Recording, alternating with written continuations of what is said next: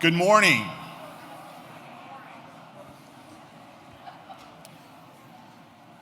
You know, leave it to the lawyer to be the only one on stage without a cowboy hat.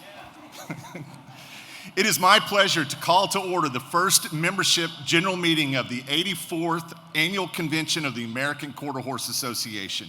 I'm Chad Pierce, AQHA Chief Legal Counsel and Compliance Officer, and it is my honor to welcome you to Las Vegas.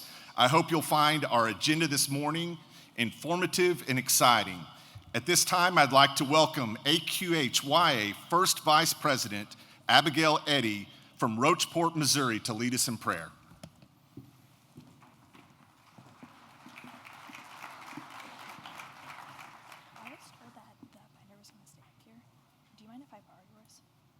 I was told that the binder was going to stay up here with my invocation. Could I have your binder?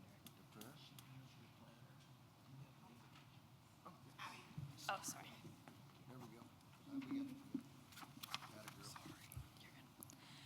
Please bow your heads to pray with me.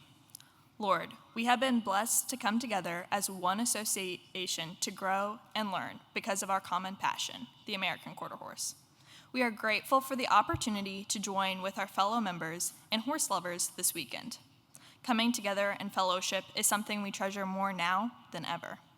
We ask that you guide us in the coming days for the betterment of our industry, association, and community. And so we glorify you in our actions and words.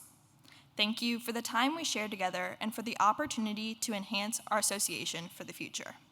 We ask these things in your name. Amen.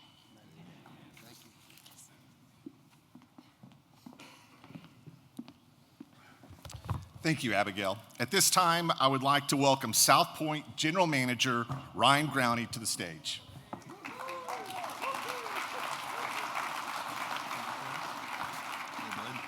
Good morning, ladies and gentlemen. On behalf of Michael and Paula Gahn and the 3,100 employees here, it is my pleasure and honor to welcome you back to the South Point Hotel, Casino and Spa, Arena and Equestrian Center, Prefer Pavilion, and Tournament Bowling Plaza.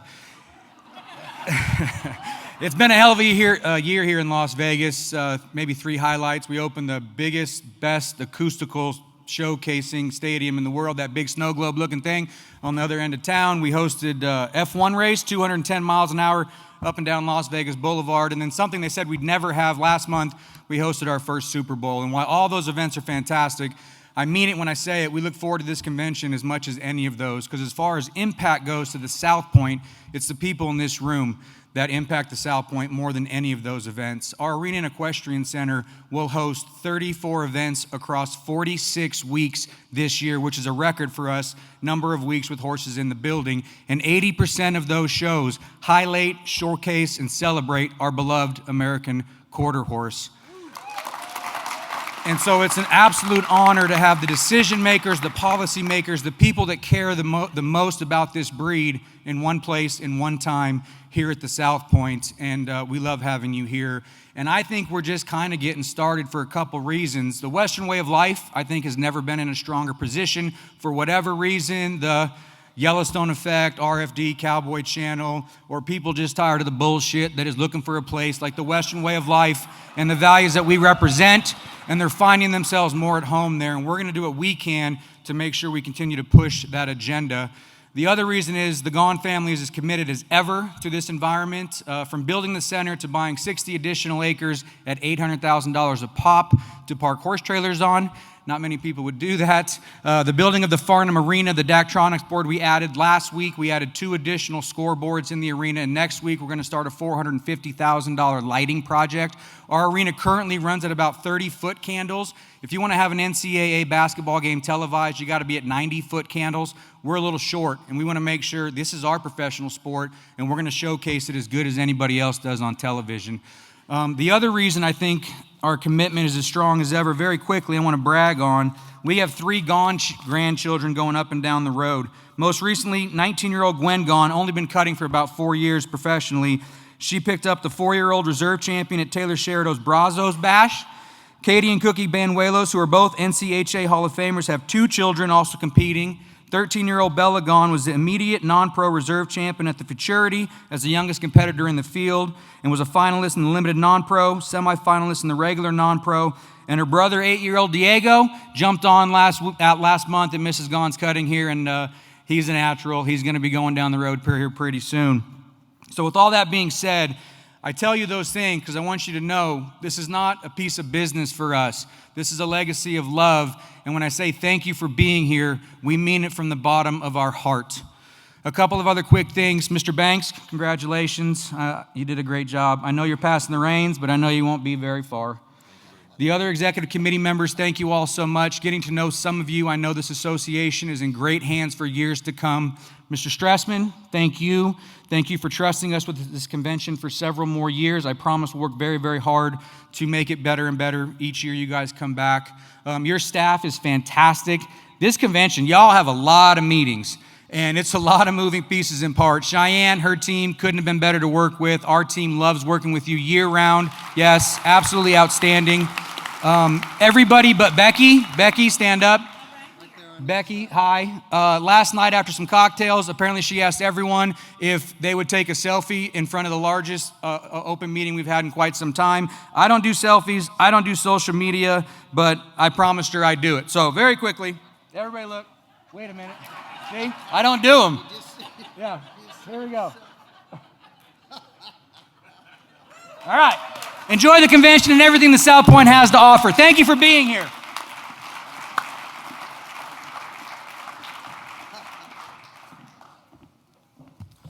Thank you, Ryan. We really appreciate all that you do for our association and Mr. Gone and Steve Stallworth, and we are very appreciative of the service that we're receiving from South Point, so thank you again. Now we will move on to introductions. First, please help me welcome AQHA CEO Carl Stressman and his wife, Allie.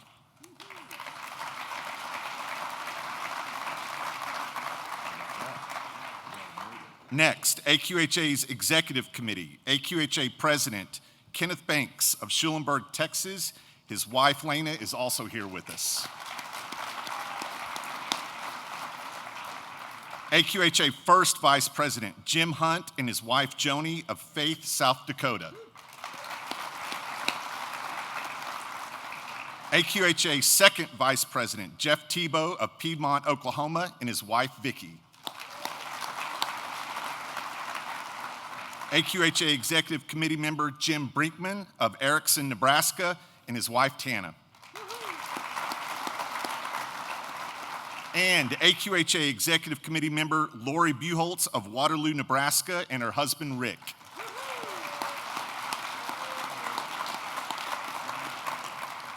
Representing the AQHYA Executive Committee this morning, we have President Sidney Sargent of Paris, Kentucky. First Vice President Abigail Eddy of Rocheport, Missouri.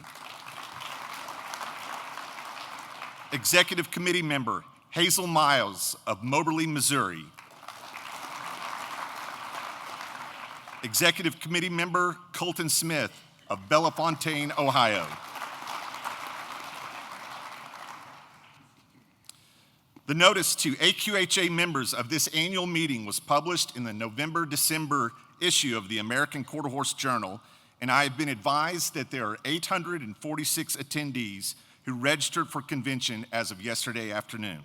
The convention guidelines for this year's meetings are available at the AQHA registration desk. The guidelines and agenda for this convention were approved by the AQHA Executive Committee. Therefore, those guidelines and agendas will be followed during this convention. President Banks has also appointed the AQHA Executive Committee to approve the minutes of this convention.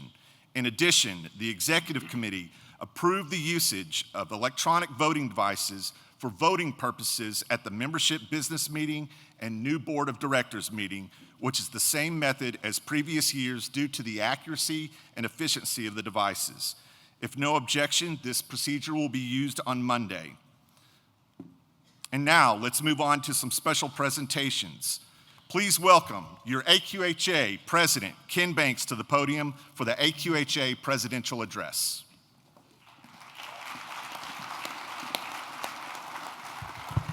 Thank you, Chad. I warned Chad to keep me coached up while I was up here too, you know. When I look across this group, how often in life do you get to stand in front of 850 people that are your closest friends and have been for 35 years, all have the same passion? Doesn't matter where we are or what we're doing. What do you think it is that we talk about? Our horse. Every one of us loves our horse, or we would not be there. We would not be here. We would not be willing to work the hours that you guys as committee members are working these next few days, including today. So it's also a rare chance for me and for all of us to get to introduce our family in front of 850 of our friends. So I want to introduce you to, I want you to meet a very special lady in my life. She's also my daughter, Lindsay. You have to stand, please. So Lindsay grew up in a home of a chemist and an engineer, and she said she would never marry or consider some guy that is an engineer. Now they own a commercial construction company. And he grew up in our neighborhood, and she drug him home from college, David Kutash. So we're all very tight. You probably, if you've seen us together, you know we're all really tight. And I have a grandson who is a teenager, who has a driving permit, and who can shoot a shotgun. His name is Cade. Cade, stand up, please. And for a while, I had a small fry. Now we have graduated to a 13 and under, and we have a new horse. And she comes to the horse shows with us. I asked her once, what's your favorite thing to do at the horse show? She said, brush his tail and pick his stall. And I thought, well, you're hooked, girl. You're gonna be with us. Emma, stand up.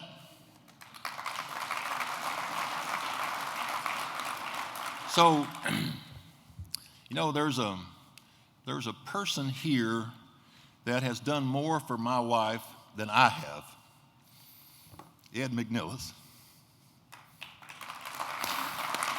He's my father-in-law. We've been tight since the first day. Sometimes Lane will say, I think he likes you more than he does me. So thank you for being here. Thanks for what you do for AQHA and for the horse industry, for helping us with racehorses, and us helping you with racehorses is quite remarkable. We're really tight. So I doubt there's a single person in this room that doesn't know Lena McNillis Banks. She started out here showing, traveling, showing, traveling, showing, and traveling. And she worked her way through the governance system here and became president of our youth association. And is a remarkable partner. She is on the foundation. She's been chairman of the foundation. She's on the show committee. She's on the show council. And you know what else? She tells me what to do every day. Lena Banks.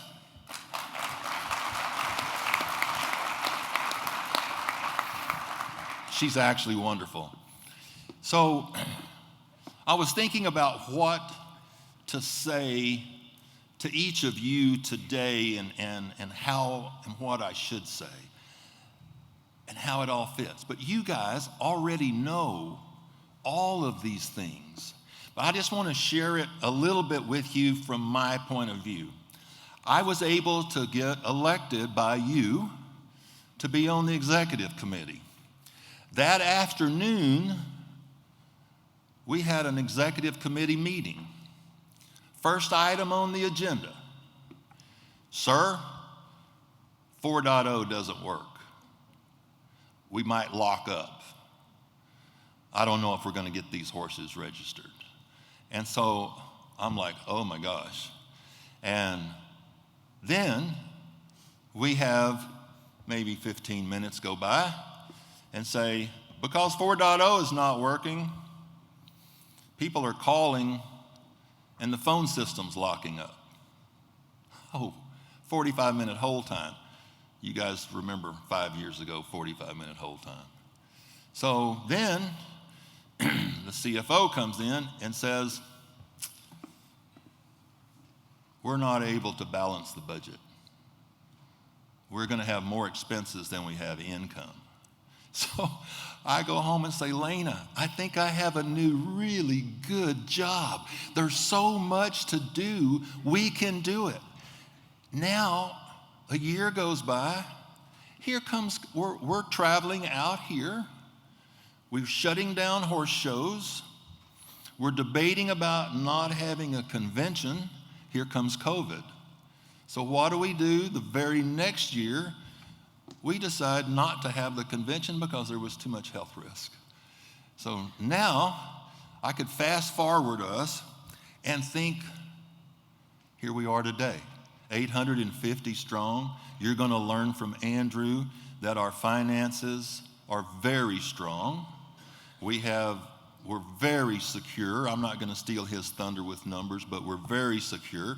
We have a strategy to stay very secure. And the race world is very strong.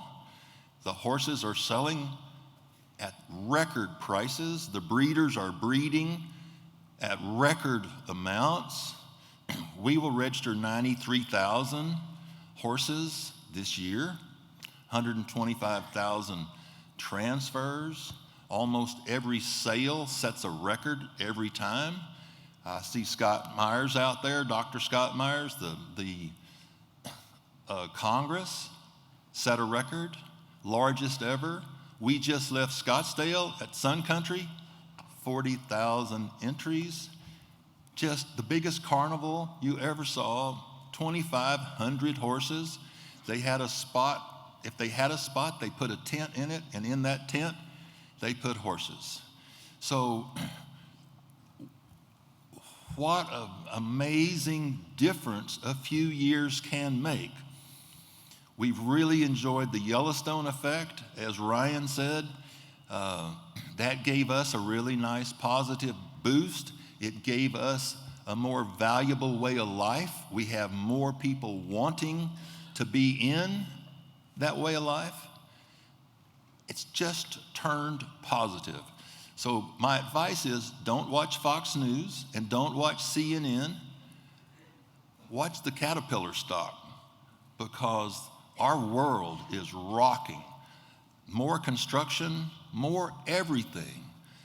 Try to buy a house in Colorado. Oh my gosh, you can't even get close, you know? And it's everywhere. And I can tell you, we have a new phone system, and we answer your phone. The hold time is always less than a minute. We can route you where you need to go. If you send in a transfer, unless you do like me and get your number wrong on there, your transfer will be handled tomorrow.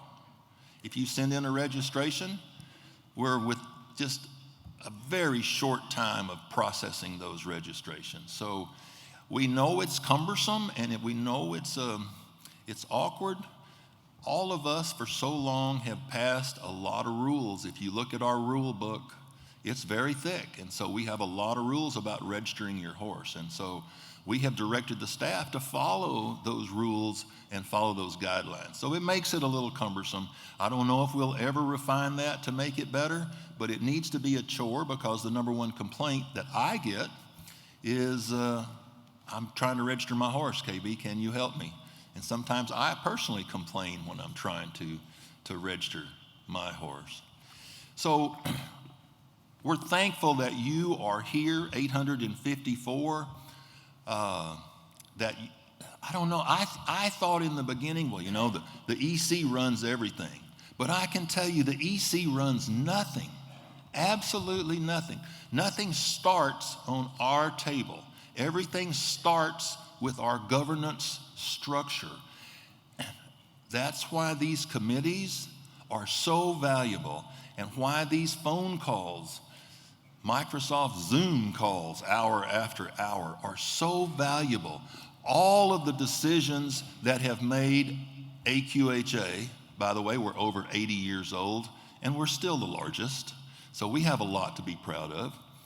But all of those decisions come from right here, and we create whole industries. I'm riding around once with Bill Brewer, and we go by an embryo transfer facility, and he says, can you believe that the governance system, it came up through a committee, we voted to approve it, and we created an industry. I met a lady this morning in the Texas caucus that said she just bought 2,000 recips. That's an industry. That is a real industry. And so you are changing the face of our AQHA. So you have to take this really serious, and you have to work at it really hard. Now, here's one thing I don't like about the committees: too much talk and not enough action, okay? You have to make a decision, because if you don't make a decision, it comes to people like me at the executive committee, and we're not smart enough to make the decision. I've said to my friends on there before, I figured out a long time ago, just because you get on the EC doesn't make you any smarter, okay? So you guys have to help, and you have to help, and you have to help, and we have to follow that governance structure. So when you think nobody's listening, you're wrong, because there's been hours and hours of people and phone calls on all of these topics. If you send in a topic, it gets acknowledged. Carl Stressman mentioned to me a while ago, he says, I've gotten about 400 emails the last few days. He said, you know what else? I read every one of them. And that's what we do. We read every one of them. We hear you. We see what's going on. And it is our governance. It's cumbersome. It's a little slow for me. I'm a fast driver, but it's the way we do it, and it works really, really well. I want to close by talking about the executive committee and the staff that we have now. Of my history at AQHA, I don't know if I want to say it's the best it's ever been. I don't know how you would measure that, but it is really good. The staff is really good. The structure is good. Carl's number one mission in the beginning was to stabilize the building, and he has done a wonderful job of that. And the past presidents have I was amazed at the effort it takes to find who they think should be on the executive committee and how you balance up that executive committee. It took hours of phone calls and hours of debate, and we have a wonderful executive committee. We work together, we argue together, we close the door and we argue for sure, but we don't argue with each other, we argue about the topic. And I would caution you at the committee level, don't argue with the person, argue with the topic, okay? And I want you to work hard. I want to keep this moving forward. We want to stay at the forefront of the horse industry. We want to maintain the horse industry as it is today and then make it better. We've been here 80 years. I think there's no doubt we've got 80 more years in front of us. Thanks for coming to our convention, and thanks for loving AQHA.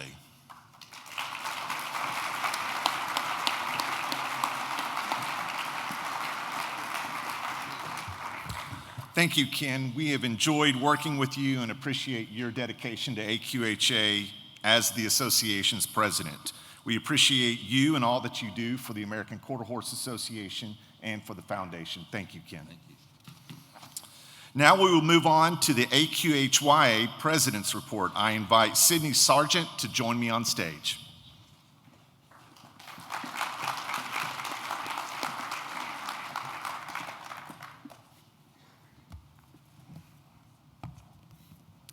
I was never fascinated with movie stars or musicians. My heroes were always cowboys and cowgirls. Many of you are in this room today. Growing up, I gladly traded high school dances for late-night horse shows.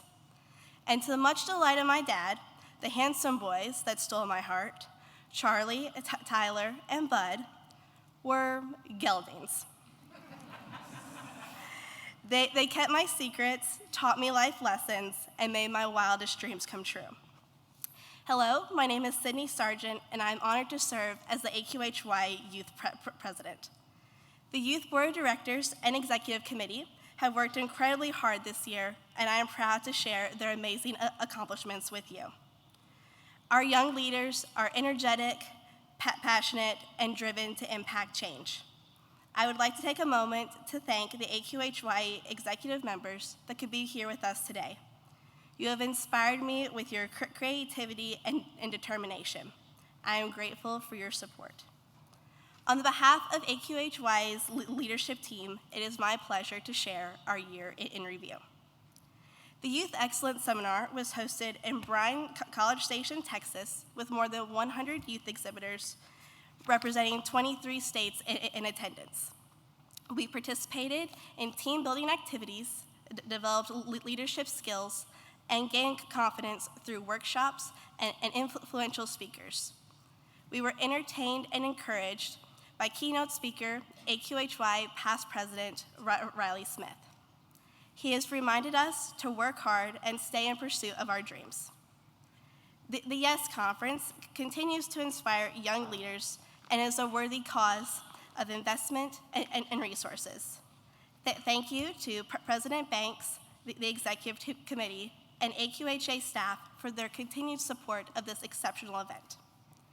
The AQHY Outreach Committee executed a plan sending personal communication to youth advisors and affiliate board members in earnest effort to cultivate relationships with affiliate and youth residing there. Each individually reached out to local FFA and 4-H chapters to extend outreach within their own communities. In addition, the committee continues to work with other associations and youth programs, encouraging them to attend AQHY events such as YES. Last year, we were joined by the National Reinhorse Youth Association. In keeping true to the value AQHA holds for servant leadership, the Community Service Committee hosted service projects at affiliate levels, the Youth Excellence Seminar, and AQHY World Championship Show. We had the opportunity to work with the Ronald McDonald House of Central Texas and learn about the truly inspiring work that they do. During our time in Oklahoma City at the Youth World Show, exhibitors and their families came together to donate over 1,000 pairs of socks to City Rescue Mission of Oklahoma City. These events help strengthen our community, both with AQHY and at home, allowing us to unite and grow together. I was truly honored to chair this meaningful and hardworking committee. The Youth World Show experienced increases in numbers, exhibitors, and horses, which only added to the buzzing atmosphere surrounding the annual parade of teams and other social events such as the candy shop and youth dance. The Youth World Show Committee works diligently to implement new ideas into action. Our members have impacted change with new awards and opportunities for recognition. I am very proud of their innovative ideas and efforts. Our Public Policy Committee is working diligently to educate our members on public policy procedures through a video series and newsletters. By working with AQHA staff, the committee has versed themselves in current legislative issues facing the equine industry. If you follow AQHA on Facebook or AQHY on Instagram, you've probably already seen the committee members sharing their videos about public policy, finding your lawmakers, and how to contact them. The committee plans to continue this series with episodes about how legislation works through our government, what important pieces of legislation we should know about. Finally, the International Committee is currently working on programs to extend leadership aspects of AQHY to our global youth members. Committee members have taken initiative to grow a better understanding of current programs and opportunities for our youth members. The committee continues to explore ideas on how to increase participation at YES and involve youth members around the world virtually. Team USA had the opportunity of hosting the Youth World Cup in College Station, Texas. 22 countries and almost 200 youth exhibitors traveled from across the globe to College Station for 10 days filled with learning and competition. I was fortunate enough to be a member of Team USA and can honestly say it was the best 10 days of my summer. Meeting youth around the world and having the opportunity to learn about different cultures. I have served 4 terms on the youth board and experienced nearly every opportunity and program this association has to offer. If it was available, I joined in and invited friends to do the same. Some of the highlights of my leadership journey have been serving as an AQHY representative on multiple public policy trips to Washington, D.C., earning a scholarship at the Youth Racing Experience, and representing Team USA at the Youth World Cup. But by far, the greatest rewards have been the lasting friendships I have made. I've been blessed to grow up surrounded by passionate and hardworking individuals dedicated to an industry we all love. I am confident this association is in great hands with its future leaders. In spirit of coming together as youth members to welcome, embrace, and support each other, the industry, and our communities, I look forward to the activation of this year's youth theme, We're All In. In closing, I would like to thank God for his many blessings of our beloved horse has shared with us. Special thanks to my parents, Benny and Shirley Sargent, for setting the example of service and leadership, and to our leaders gathered here today for your dedication to our industry and your commitment to developing our youth in the leaders of tomorrow. It has been an amazing ride, and I am forever grateful.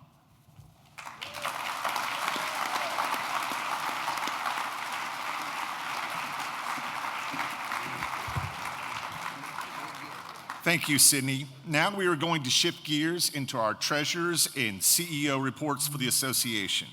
First, please welcome AQHA CFO Andrew Barb for the treasurer's report.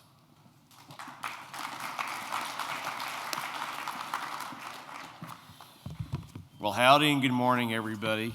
Very pleased to be here. This is actually my first convention, so I have seen nothing but spectacular things happen all week thus far. So everybody's been very welcoming, so thank you very much for that. Very proud to present what we believe is a very pleasing view from the financial aspects of what we've done over the course of this last fiscal year ended 9/30 of 2023. So what I'm actually going to do, I'm not sure if we got the slides ready to go. All right. So what I'm going to cover this morning with you is 4 basic points. So highlighting accomplishments of the fiscal year 2023, focal points for both the association as well as the foundation, a financial statement review based on the audited financials that were just done, as well as areas of emphasis for us for fiscal year 2024. All right. I'm going to do my best not to bore you with a bunch of numbers and graphs and things like that, so I'm going to try my best. So for 2023, we had the completion of a timely audit with a clean audit opinion and no audit findings for the first time in 4 years. This is a significant thing for us to do, and that's a team effort across all respective departments. It's not just a finance thing, that's a departmental thing. So hats off to everybody in the respective departments within the building that helped us get that accomplished. Along those same lines, we also were able to reduce our audit fees by more than 50% year over year as well. So I can say this is a great audit year for us. $14.4 million in net assets is what we have for the association, and that's a 37% increase year over year, and as well as a $9.1 million increase in net assets. For the foundation, it's a 19% increase. That again helps us identify what we're bringing back to the table. So net assets almost effectively tells us how much money we technically made, how many more assets we added to the respective balance sheet. So you can see on both sides of the association, the foundation, it was a good year. This is probably one of the most important things I can speak to you about this morning. 83% of all expended dollars go back to member programs. So on a consolidated basis, 83 cents of every dollar that is spent goes back to member programs. 83 cents of every dollar that you spend on your membership dollars, registration dollars, transfer dollars, and so forth goes right back into our member programs. That puts us in a very elite class among nonprofits that are out there, and it's just going to get better. That's part of our tilt to make sure that we are continually adding value to you as our respective members. We also have a pretty strong growth pattern with our respective investments, both long-term and short-term investments. We were up 10.46% year over year on our association investments, as well as 14.67% on the foundation asset return. This also puts the foundation at a top 9% ranking against similarly sized peers of endowments and foundations. That puts them in a very elite class, and it's getting better as well. So very much a hats off to how well the foundation is doing on their side of things. For the association, income from operations was $7.6 million. That's a pretty strong bottom line, quite honestly. Now think in terms of that 83 cents on the dollar that I mentioned before. So that $7.6 million of that, 83% is going to go right back into member programs. It's going to go right back into value added for you as our members and our life's blood. All right. Got to put graphs up. It's just part of what we do as nerds on the accounting side. Sorry about that. But I think from the standpoint of what we're trying to do, I think this is a really good pictorial opportunity to look at. That first one, we're talking about the member program expense ratio. That gets us back to that 83 cents on the dollar. So if you look at that large green part of that circle, that's the 83 cents that goes right back into member programs on every dollar we spend on an annualized basis. The smaller portions include our general administrative, which is about 14%, and then our marketing, which is about 3%, which gets us to the whole 100% that we have that's there. Revenue production year over year increased. We had about $58 million worth of revenue in FY23 against about $43 million in FY22. Great growth. This only speaks to how hard everybody's working, what we've been doing from our respective programs, getting the word out, and staying engaged with our respective members and the services that they need to have accomplished. Our net assets, as I mentioned before, we were at $45.8 million in FY23 versus $31.5 million in FY22. Again, that significant growth tells us that what we're doing as far as fortifying the assets we have as an association are getting stronger. Very much to what Ken had mentioned before. Things are looking very good, but the work's not done quite yet. This last graph is the asset turnover ratio. What does that mean? It's really how much revenue can we produce based on the number of total assets we have on our respective balance sheet. It's an efficiency ratio telling us how good are we at doing what we need to do with the dollars we have to spend. You can see in FY22, we had about a 0.74 ratio. That means we had 74 cents on the dollar of revenue generated versus $1 worth of assets, total assets. That increased in FY23 to about 87 cents per dollar. So that's telling us we're getting much more efficient in everything that we're doing. We're utilizing our assets better. We're finding more efficiencies in everything we touch. That tells us the more we get towards that $1 and above and beyond that $1, we're becoming highly efficient at that point.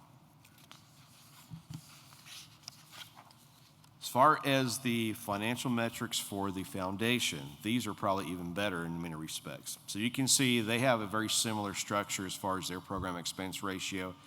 They're actually over 80% of their allocated dollars go directly back to the mission of the foundation. And again, their administrative fundraising are a small portion thereof. The fundraising efficiency, this is an important aspect for how much you spend per dollar you bring back in contributions. The foundation did an outstanding job of costing less than 10 cents per dollar raised in contributions. That's a highly efficient program. That's a highly efficient mechanism. And hats off to Chris Seitz, Catherine Brantley, and the rest of the group that's over there running that. Sustainability is an important aspect to any foundation as well. And so I think part of what we want to make sure and highlight here too, the sustainability that the foundation have with liabilities less than 1% of assets, that means for all the assets we have on the books, we have a very, very, very small percentage of liabilities that we are on the hook for. So worst case scenario, when we're talking less than 1% of assets, that's a big deal. The lower that number is, the more efficient that foundation is. And then our working capital ratio that we have on the foundation side effectively allows us to consider we have enough working capital to last over 20 years. That in of itself tells you how efficient the foundation side is as well. The last box where you can see the 4 stars, this is an important aspect.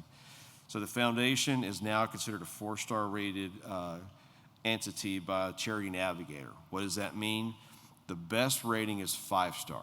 4-star is pretty dang good. What's the difference between us being at a 4-star versus a 5-star? Just a little more time to show some more track record that we've done a really good job. I think the expectation is 5-star is right around the corner. So, my hat's off, quite honestly, to the foundation and everything that they've done. Hopefully y'all, when you see Chris Sykes or anybody else from the foundation, shake their hand and tell them they did a great job. They really have done a spectacular job this year.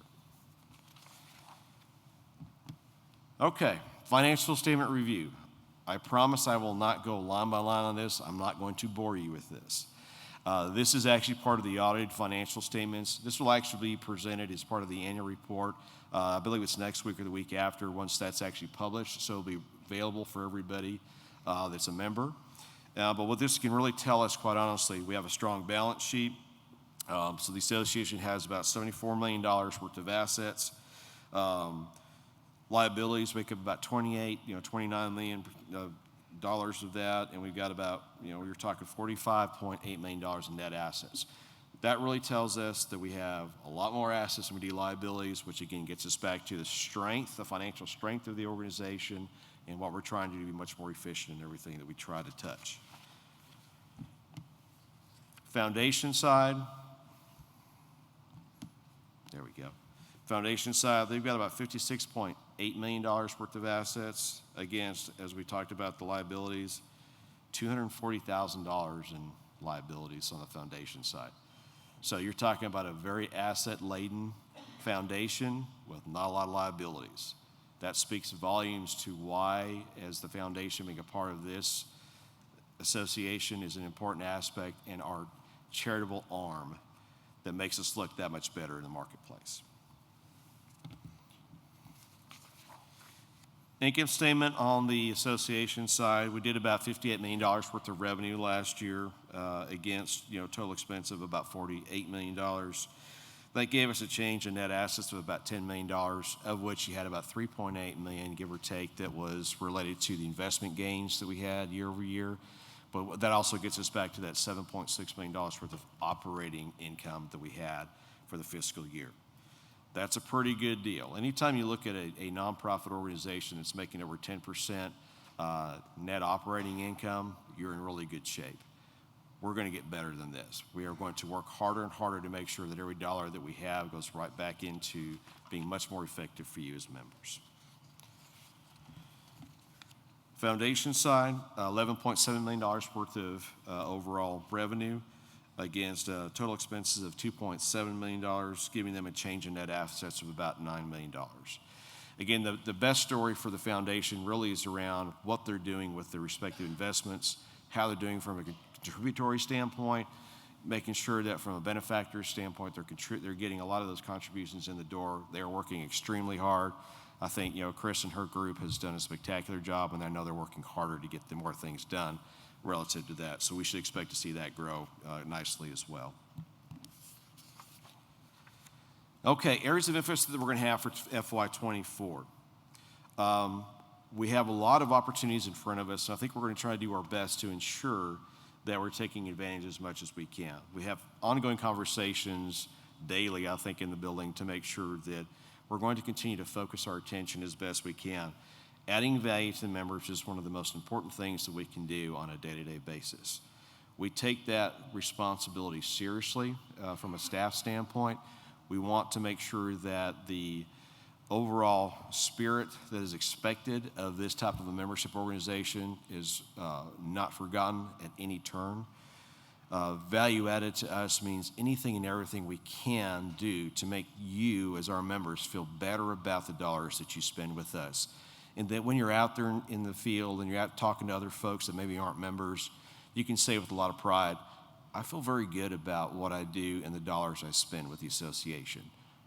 They've got my back, and that's exactly what we're trying to do. The next thing that we're really trying to do for FY24 and beyond is finding efficiencies in everything that we do and everything that we touch. That allows us to extend and stretch the dollars that we have to play with that much more. You know, part of running a successful organization is obviously generating more revenue, but it's also looking at the efficiencies and trying to ensure that the expenditures that you have in that same organization remain under control and allow you to have more flexibility in everything that you do. So part of this finding efficiencies is anything we touch. It doesn't matter if it's finance, it doesn't matter whether it's registrations and membership services or the shows and things like that. We are turning everything over to make sure that we're finding as many efficiencies as we can and executing on those efficiencies daily. Building longer-term financial goals.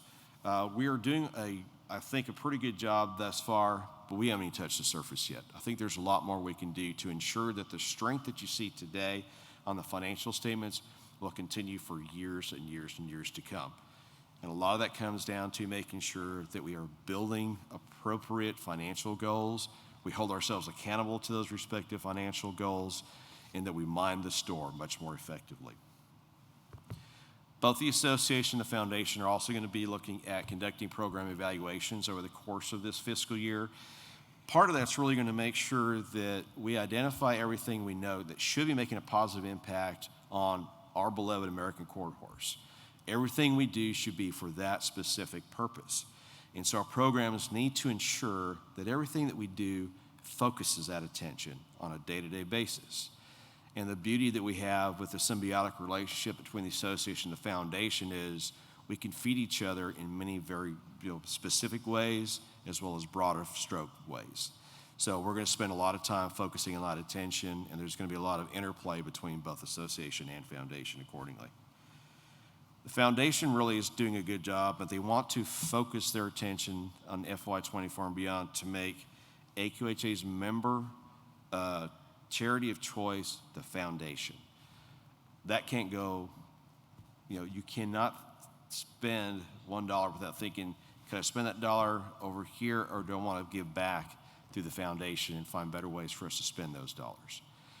By becoming the members' charity of choice, the amount of programs that we have today is going to expand exponentially, and the amount of lives that the foundation that touches is incredible, and that's going to be better. So we're going to definitely ask you as our members to think about that. When you're ready to give back, think about the foundation first and foremost, because they're giving back in more ways than you can imagine.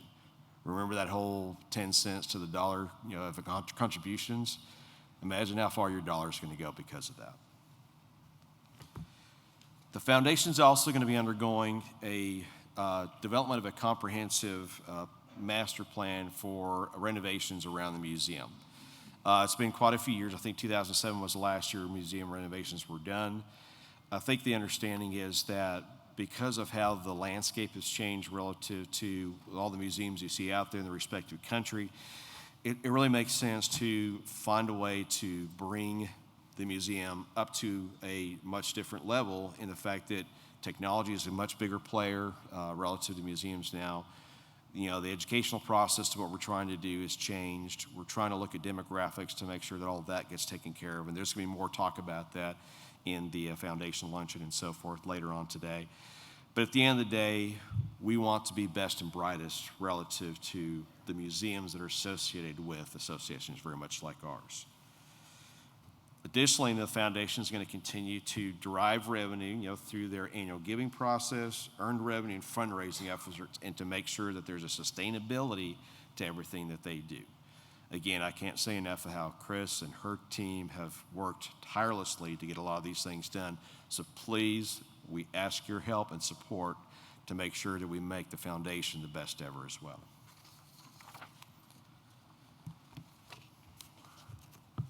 That's all that I have for you today. I want to say thank you very much again, and I'm very happy to be part of this organization. Thank you.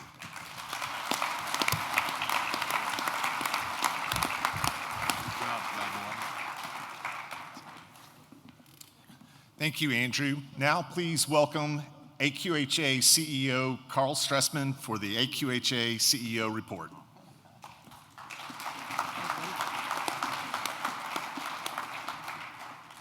Well, I do appreciate the opportunity to stand up here in front of you. I'd like to thank you all for all that you have done in the last year for the American Quarter Horse Association. I was a little hesitant when the EC came to me and asked me if I wanted to come out of retirement and come to work at the AQHA. And my first comment to them was, geez, I thought you guys liked me, but apparently not. But anyway, I'm thrilled to be here. I think we have had a whale of a year, and I think everybody in this room deserves to give yourselves a round of applause as to what kind of an organization we have and how cool it is to be part of the American Quarter Horse Association.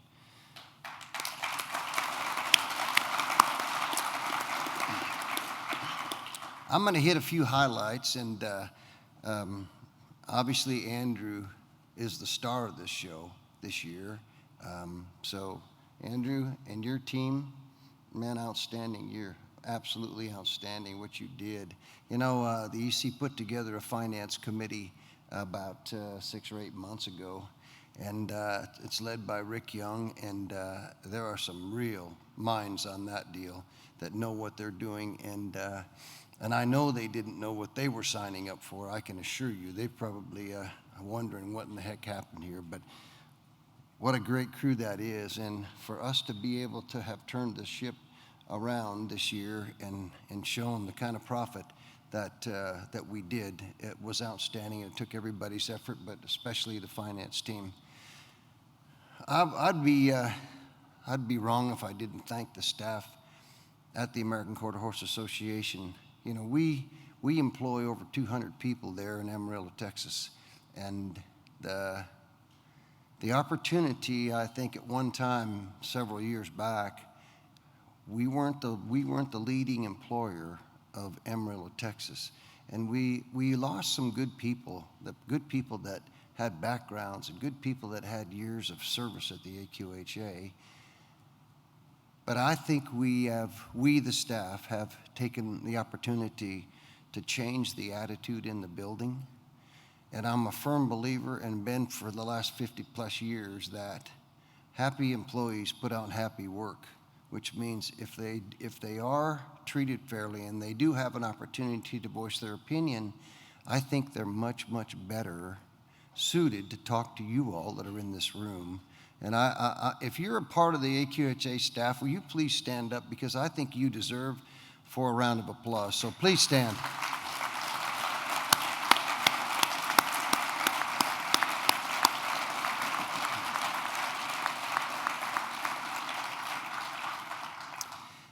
You know, when we first got here, I've been here for 20 months as the CEO of the American Quarter Horse Association. In the first meeting that I had with the senior staff, we asked them what was wrong with the building and what we could do to make the changes in the building, effective changes, to make it easier for our members to navigate and for us to be able to have a better life, very frankly. And we challenged them with the opportunity to bring us an initiative from each one of the senior staff departments that we would put on a board, on a whiteboard in Aaron Ingett's office, and we would work to create and to establish those initiatives as what we needed to do as a group. And I'm just going to give you a couple of those initiatives that were part of it. They wanted to create the opportunity to have more things that they could utilize to help the members of this association. So that was the number one initiative that they wanted to have. And I think they've accomplished that. Our key word for the American Quarter Horse Association right now is efficiency. we're taking your money, and this is a member association, and I do have some experience with member associations. We're taking your money and we're investing it for you. So we better get the best return that we possibly can. And I think that that's exactly what our attempts are. Again, I can't be any prouder of the finances of this operation and the people that have worked so hard to do that. You know, one of the other things was that they wanted the culture to change. The employees wanted the culture to change, and I think we have done exactly that. I'm a manager that gives people the opportunity to do their jobs, because I know that I'm not the smartest guy in the room all the time, but once in a while I get to be the smartest guy. But we have got people that are working on behalf of the members of this association that really want to see the successes of the American Quarter Horse Association. The thing that binds us all together, and it's already been said this morning, is that wonderful American Quarter Horse that we all love. It also limits us sometimes to who we can get as far as memberships go, because if you don't own an American Quarter Horse, you're probably not going to join the AQHA. So we have to provide better services for you all that are part of our membership. We are flat when it comes to members. We have 232,619 members, and that is flat for the year. And we have hired a firm to come in and tell us what we can do to try to gain new members. And I think the services that we provide will end up being what they tell us. Obviously, I'm paying them to come in and look at this piece, but I'm not sure we've done a great job of that. So that's one of the big initiatives that's on the plate this year, is to see what we can do with memberships and see what the offering is in terms of memberships. We just put 20 months ago when I got here, I didn't go anywhere that somebody didn't tell me how great a phone system we had.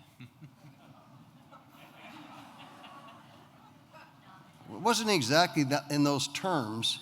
It was kind of more like, what the hell's wrong with you people, for God's sakes? So we do have a new phone system in play. It's been in about a month or so, maybe a month. Yeah. And so we're still learning a little bit about this phone system. But when it comes to efficiencies, this phone system, this new phone system with the investment dollars in the phone system, will save us about $200,000 a year on the phone system, and it will actually work. And you won't be on, don't get me wrong, I understand that somebody in this room is going to raise their hand and go, I was on hold for 20 minutes yesterday.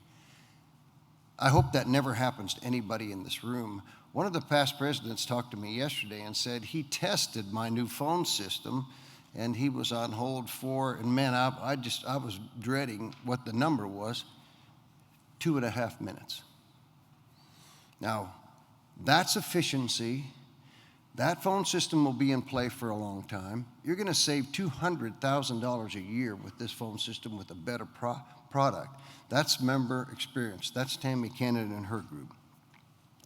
You know, in the racing, of course, I think you all know that in January 1st, we required chipping on the horses. So that's actually gone really, really well. We partnered with a group, Lip Chip, and I'm not sure, I think they're here today, but that's one of the highlights of what Janet and her crew are doing under the racing piece. The ranching piece, the fastest growing piece that we have, you know, we moved the VRH to Amarillo, Texas. We're supportive of the initiatives on the ranching piece, and Karen and her crew. I don't know what you can say about the World Show that hasn't already been said, but I'm going to try. You know, the World Show paid out over $4 million this year. And the reason it paid out over $4 million was because a lot of people went to work really hard at creating revenues for the World Show.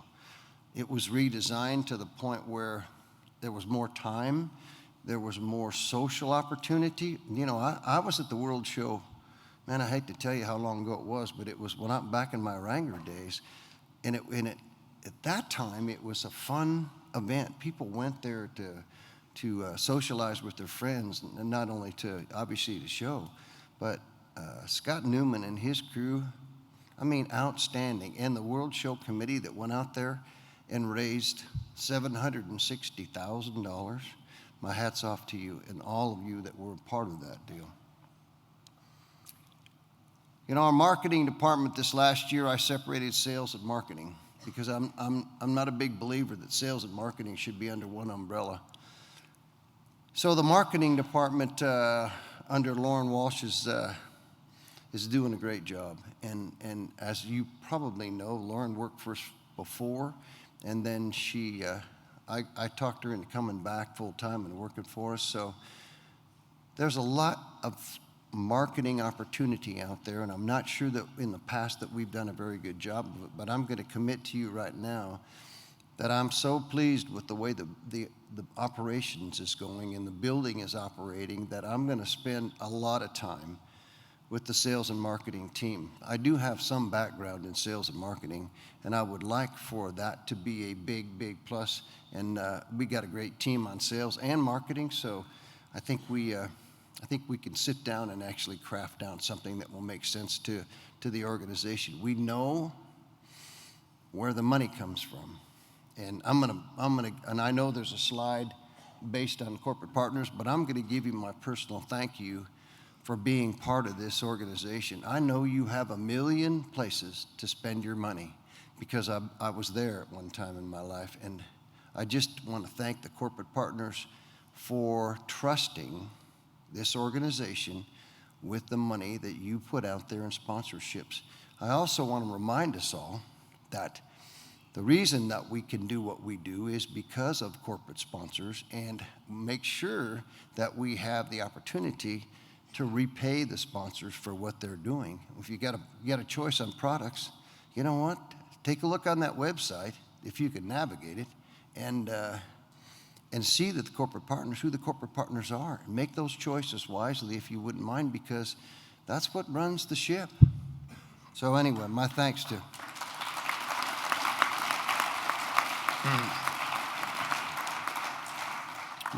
the corporate partners, and there's a slide coming up too in the.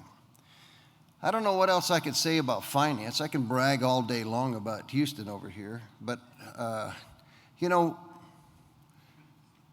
when you ask somebody to move their family from someplace that they have lived for a long, long time to come to work for the American Quarter Horse Association, and you tell them, hey, it's going to be great, you'll love it here. We got 2 people that we moved in the last year or so that have high school kids that picked their families up and moved to Amarillo, Texas, to give their guts to make sure that we're running this thing efficiently. And one of them sitting right down there at the end of the table, and the other one's sitting over there on this deal right here. It's a big, big move. One of the greatest things that I've heard over the last year is people from the past employees that have asked about returning to the AQHA to work for us. I think that's a huge compliment to the people that are there and the people that work there every day. Robin, you can attest to this deal. They want to know if they can come back. They're looking at the AQHA and going, man, this is pretty cool. This is like, you guys like almost having fun working every day. So that's part of, I think, the compliment for the building and the association. Our sales piece. You know, we grew about 15% over plan last year, and I think that's unacceptable. I think that we have got to do a better job. And so we are restructuring that piece, and we are going to do a better job. And I'm putting myself on the sales team right now, are going to bring in more money so that we have more money that we can give you 83% of every dollar back in a member services program. I want to remind you that IT is IT, and that's one I can spell. So they actually are out here in the hallway, And there's so much that goes on at IT that it's really almost difficult to keep up with if you're a layperson in this IT world. It's a cost center. It'll always be a cost center. Some years it'll be a bigger cost center than others. You can all relate back to 4.0. And here we are 5 or 6 years later, right? And we're probably moving on from that in a very short order. So it's a constant. But the brainiacs around here in the hallway, and take some time to go talk to these guys. They're brilliant in what they do. But sometimes it's hard to imagine what they're talking about. At least it is for me at times. I got to slow them down and do IT for dummies so that I can figure out what in the world's going on in the IT department. But they are dedicated to what they're doing. They are a cost center. But again, efficiency is, what do we invest in IT that returns back to the members of this association? Macy's out there in the hallway, and she's got some AQHA product. We have we have a little licensing agreement now that Inget's running, and that is you go out there and take a look at the product, the AQHA product. We got an online store now that I think we have already launched, but we're proud of that brand, and again, we need to do a better job of being proud of that brand, and that falls on all of us to be proud of the brand that we represent and wear the brand that we represent. And they got some nice clothing out there, so please stop out there and say hello to Macy and her team out there. Chris Seitz at the hall, Andrew bragged on Chris and her team. They got a renovation program going on, so that will be posted, and you can keep up with that renovation program. We had a little golf tournament at the Hall of Fame last year, and ladies, that little golf tournament created $40,000 worth of revenue to the youth department, and you guys worked hard at that deal. And I actually had a really good time, so thanks for doing that. Let's do it again, okay? I'm gonna give you one more piece, and then I'm gonna close. You don't need to hear all this, but we were at the Timed Event Championships, Jim Hunt and I, last week, 2 weekends ago in T, and we had a new little piece that we put out that we are going to recognize our great American quarter horses in some of these events that we have. And we put a program together where you can, at these events, you can get on the scoreboard with the QR code, and I think you all know what a QR code is, and you can download all the American quarter horses that are in that event. And then you can vote with your telephone on what horse you think is the horse of the evening or horse of the performance. So we started it at Lazy E a couple weeks ago, and that was the Timed Event Championships. And we had 1,700 hits in the first hour that we posted that, and that was posted online. So it's just a great way for people to recognize the American quarter horse, not Skippy or Blackie, but by name, by breed name, and understand a little bit more about what that quarter horse is all about and how many people are actually riding one. It was really successful. We did it the American last weekend, and I don't have the statistics to tell you because I don't know yet how many we got. But we also captured all of those email addresses so we can get on the emails and thank people for participating in this piece and find out a little bit more about them. We've got a survey out right now through marketing that are asking the questions that we need the answers from. We don't have all the answers, I can assure you that. But we want to know what you think, and we want to act on the things that you think are important for the American Quarter Horse Association. I'm glad to be here. I told you that before. I really mean that. I mean the EC and our staff have worked diligently this year to produce what I think was a really great year. So I thank you for the opportunity. I thank you for your patience. I thank you for the 600 emails you sent me the other day. And I read every one of them. I promise you that. And there's a few people in this audience I need to talk to after this meeting's over. I'm just kidding. Thanks for the opportunity.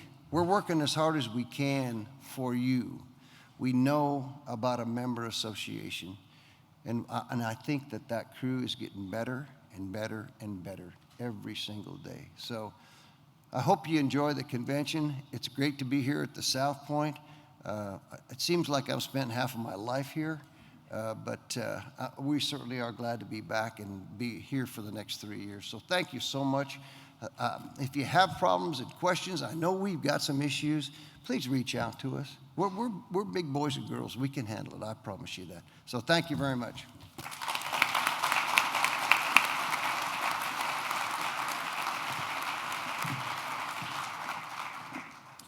Thank you, Carl. We really appreciate the leadership and positive change that you've brought to the association and foundation.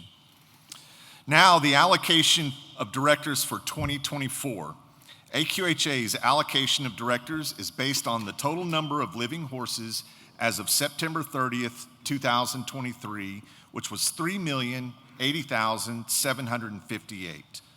Per AQHA bylaws, this resulted in 170 directors' positions broken down as follows: 147 representative districts that have a major portion of the horse population factor, 5 positions for representative districts that have been granted the opportunity to take advantage of the 25% rule, and 18 positions for international countries that have been granted the opportunity to take advantage of the 5% rule. Unfilled vacancies exist in California, Illinois, Maryland, Saskatchewan, Austria, Australia, Colombia, Czech Republic, Denmark, France, Israel, Italy, Netherlands, Slovenia, Sweden, United Kingdom, and the representative district of China, Japan, New Zealand, and South Africa. In addition to the annually elected directors, there are 21 past presidents, 30 honorary vice presidents, 106 directors at large, and 67 directors emeriti. The elevations of 2024 director emeriti and 2024 directors at large left the following vacancies: 1 in Florida, 1 in Iowa, 1 in Nebraska, 1 in Texas, 1 in Wisconsin, 1 in Wyoming, and 1 in Alberta. Resignations of Mark Risto left an additional vacancy in California. Shelley Donovan's resignation left a vacancy in Michigan. Resignations of Don Forrest and Christina Helzer left 2 additional vacancies in Texas. Now let's begin with the 2024 Directors Emeriti who are with us today. The Director Emeritus position was established to honor directors who have served 10 cumulative years as an AQHA director and are at least 65 years old. Please come to the stage as I call your name. Bob Lines of Indiantown, Florida, became an AQHA director in 2014 and has spent his tenure serving on the Public Policy Committee. Chris Jensen of Lance Creek, Wyoming, also became an AQHA director in 2014. Chris has served on the Amateur Committee, Show Committee, and is currently serving on the Ranching Committee.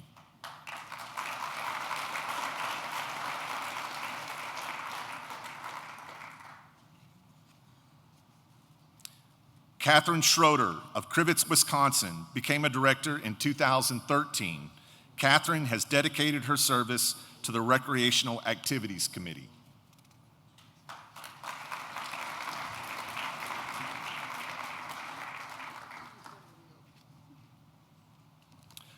Lauren Winther began his service as a director in 2014.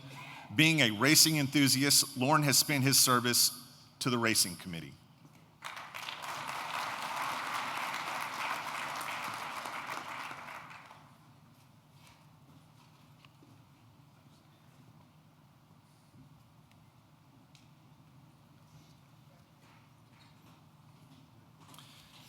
And now let's recognize our 2024 directors at large. These individuals have served AQHA for a minimum of 12 cumulative years. Please come to the stage as I call your name. Executive Committee member Jim Brinkman of Erickson, Nebraska, began his service as an AQHA director in 2011. Jim has served on the Hall of Fame Selection Committee, Ranchers Council, as well as the Stud Book Committee. Jim was elected to the Executive Committee in 2022. Rob A. Brown of Stinnett, Texas, became an AQHA director in 2012. He has served on the Ranching Council, Ranching Committee, Youth Committee, and Stud Book Committee.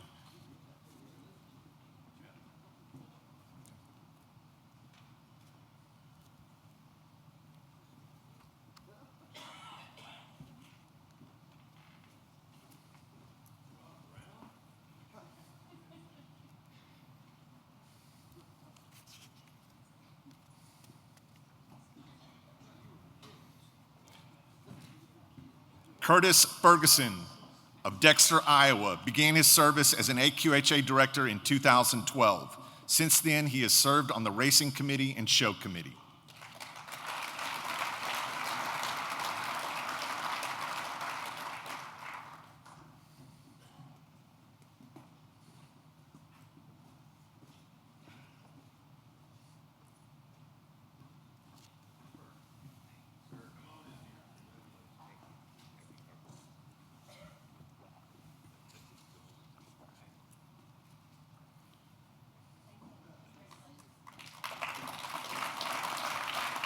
Once again, congratulations to each of our 2024 Directors Emeriti and Directors at Large.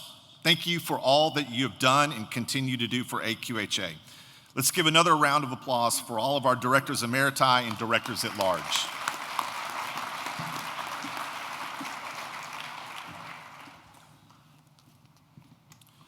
We will now take a moment to memorialize those that we have lost since our last convention and pay respect to those who have made such a great impact to our industry. Now let's take a moment to remember our friends who have passed since our last convention. We are truly grateful for the lasting impact these individuals have made on the association. AQHA past president Bill England became a director in 1981. He served on the Finance Committee, Hall of Fame Selection Committee, International Committee, Nomination and Credentials Committee, Show Committee, and the Stud Book and Registration Committee, and was a Racing Council member. Cliff Smith was recognized as an honorary vice president during the 1993 AQHA Convention. Cliff brought AQHA into the computerized era of record management with the initial system back in 1968. He was the senior director of data processing when AQHA implemented the AS400 in the early 90s. Cliff retired in 1992 after 32 years of service to the association. Dorvin Solberg became an AQHA director in 1993 and elevated to a director emeritus in 2005. Dorvin served on the Hall of Fame Selection Committee, Marketing Committee, Nominations and Credentials Committee, and the Public Policy Committee. Dorvin also served as a member of the Ranchers Council.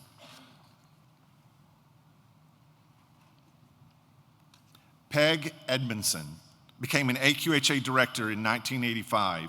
She was elevated to director emeritus in 2004. Peg served on multiple committees, including Marketing, Nomination and Credentials, Show, and Affiliate Council. Please join me in a moment of silence to honor these individuals, along with all of our family, friends, and beloved horses who have passed away since our last convention.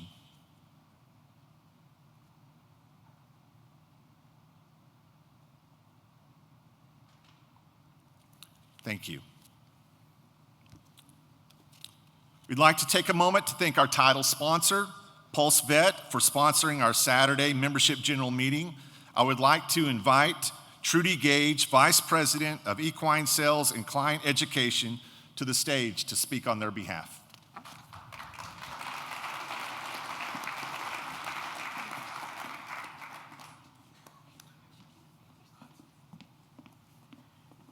Hello and thank you. I am so proud that we are a partner with the AQHA. It's my favorite thing to do of the year. I spend a lot of time traveling, going to, great veterinarian continuing education courses. But only once a year, I get to come here and meet you, and I love it. Everyone has been so great. We love to meet other people. I spent some time in the airport last night, about 8 hours trying to get here. And I thought, because of the American Quarter Horse, I have this job, I love it. Because of the American Quarter Horse, I have a whole bunch of friends sitting out there today. And I met another one at the airport last night because we just recognize each other, don't we? I met J.D. Yates while we waited 7 hours for our flight to get here. And J.D. Yates would want me to tell you, I'm not the J.D. Yates roper Trudy. I'm the J.D. Yates that ranches and has racehorses. So we had a great time. If I haven't met you yet, I would love to. Please stop by and say hello. I know a little about the AQHA. I want you to know a little bit about us. We are an animal health company. We are our product, we build it. It is made in the USA at our facility in Alpharetta, Georgia. We have a main office now also located in Ann Arbor, Michigan. I also live in Michigan. PulseVet Shockwave, it's been around a while now. Many of you may have used it for your horses. We now also are very proud to have the science and research to also make this available to your dog. So we hope you'll look into that. If I haven't gotten to meet you, please stop by and say hello. I would love to talk to you. Thank you so much.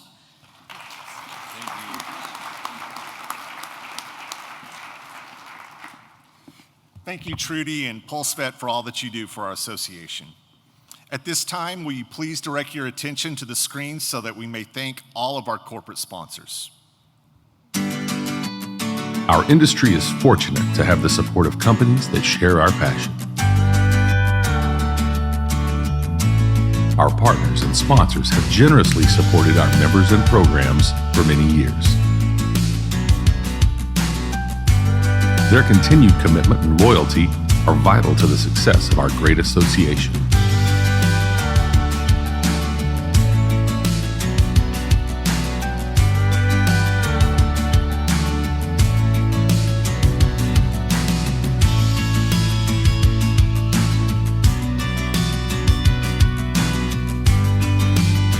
On behalf of the American Quarter Horse Association, we want to simply say thank you.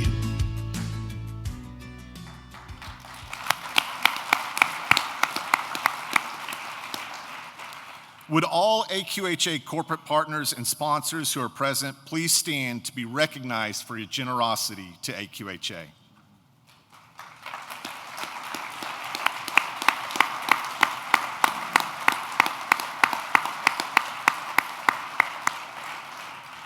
Thank you all for being here. I would like to remind everyone to attend the AQHA PAC reception and auction Sunday evening at 5 p.m. The AQHA PAC supports members of Congress who support the horse and livestock industries. This next election is going to have significant impact on our way of life, and we have to get it right. We hope that you will help us ensure we elect members of Congress who support the industry by supporting the AQHA PAC. Also, as a reminder, board meetings are open to registered convention attendees for observation. Since non-board members will be in attendance, all board members must identify themselves prior to speaking if you have something to say. To be clear, we will adjourn this membership meeting and immediately call to order the Board of Directors meeting. At this time, this membership meeting is adjourned. Please remain seated for the Board of Directors meeting.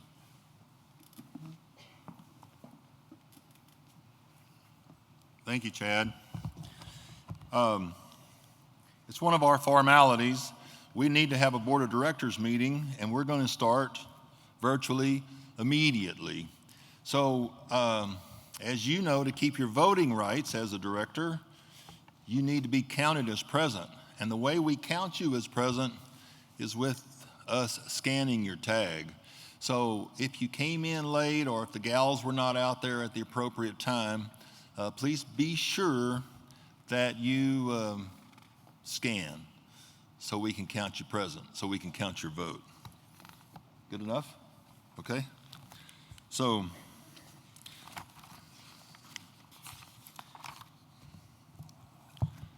I'm not much at reading these things, but especially when you get this age, you can't see them all that well. So I call to order the first Board of Directors meeting of the 84th Annual Convention of the American Quarter Horse Association. As I've already told you, I like it here. It's been my privilege the last 12 months. We have a full agenda. The remainder of the convention will open meetings of the various AQHA standing committees throughout this weekend. I think that's right after our lunch time. I heard someone say a while ago, free lunch. Is that still correct, free lunch? So be sure you come to the Hall of Fame at noon. What time do we start, Lena? 1 o'clock? No, what time do we eat? 11:30. Okay, and we're gonna have a lot of fun in there. Chris Seitz and her team are over there working on it now. I would like to remind the directors that again this year, we'll be using the badges all afternoon. We need to know that you came to your committee and you worked there. Because we keep a record of that, because sometimes we have people on committees and they don't ever come to the committees, and we want to put people on the committees that work really hard, okay? And the only way you can work really hard is to be present with it. So please be sure you're counted as present when you're at a committee.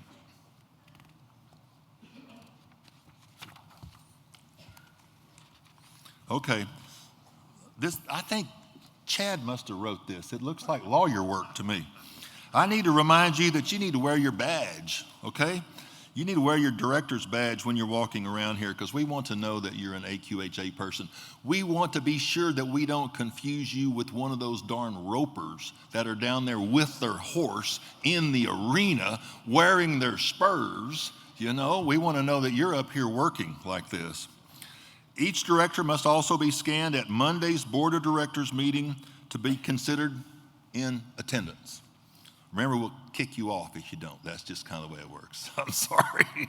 Actually, I don't know that we've ever kicked anybody off, but we could. I want to thank you. Oh, and now we have to use this same room for our next meeting, and they're going to completely rebuild this room. Okay, so what that means is you all have to get out. And because the staff, the hotel staff is going to crash into here and have 30 people making the changes that we need to. So that's at noon, it says. How about that? Chad, did I miss something? No, lunch starts at noon. Lunch starts at noon. Okay. Is there any other business? Chad, is there any other business? Being no other business, I declare this meeting adjourned. Thank you very much.